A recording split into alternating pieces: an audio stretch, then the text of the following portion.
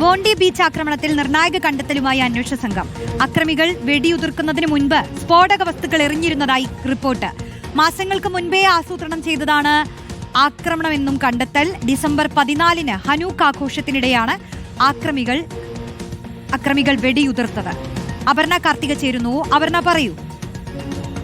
റോഷ്നി, നേരത്തെ ഉണ്ടായിരുന്നത് വെടിയുതിർത്തതാണ് എന്ന് മാത്രമാണ് ഉണ്ടായിരുന്ന വിവരം. എന്നാൽ അന്വേഷണ സംഘത്തിന് ഇപ്പോൾ കണ്ടെത്താനായത് വെടിയുതിർക്കുന്നതിന് മുൻപ് തന്നെ അവിടേക്ക് സ്ഫോടക വസ്തുക്കൾ, അതായത് വലിയ രീതിയിൽ സ്ഫോടനം നടത്താൻ പര്യാപ്തമായ തരത്തിലുള്ള സ്ഫോടക വസ്തുക്കൾ അവിടേക്ക് വലിച്ചെറിഞ്ഞിരുന്നു. അതിന് പിന്നാലെയാണ് വെടിയുതിർത്തത് എന്നാണ് കണ്ടെത്താൻ കഴിഞ്ഞിട്ടുള്ളത്. അതുകൊണ്ട് തന്നെ ഇതൊരു ആസൂത്രിതമായ ആക്രമണമാണ് എന്നുള്ളതിൽ സംശയമില്ല എന്നുള്ള തരത്തിൽ തന്നെയാണ് വരുന്നത്. കൂടുതൽ ആളുകൾക്ക് പങ്കുണ്ടോ എന്നുള്ള കാര്യവും അന്വേഷിക്കുകയാണ്. നേരത്തെ തന്നെ ഇതിൽ IS ബന്ധം ഉൾപ്പെടെയുള്ളവ പരിശോധിച്ച് വരികയാണ്. അതിനെ സാധൂകരിക്കുന്ന തരത്തിലുള്ള തെളിവുകൾ ലഭിച്ചിട്ടില്ലെങ്കിലും പുറമെ നിന്നുള്ള ആളുകളുടെ സഹായം ലഭ്യമായിട്ടുണ്ടോ എന്നുള്ളത് പരിശോധിച്ച് വരികയാണ്. നിർണായകമായ ചില വിവരങ്ങൾ അന്വേഷണ സംഘത്തിന് ലഭിച്ചിട്ടുണ്ട്. പാകിസ്ഥാൻ കേന്ദ്രീകരിച്ചിട്ടുള്ള ചില സംഘടനകൾ, ഓസ്ട്രേലിയയിൽ പ്രവർത്തിക്കുന്ന പാകിസ്ഥാൻ ബേസുള്ള ചില സംഘടനകളാണ് ആസൂത്രണത്തിന് പിന്നിലെന്നാണ് ഇപ്പോൾ ലഭിക്കുന്ന വിവരം.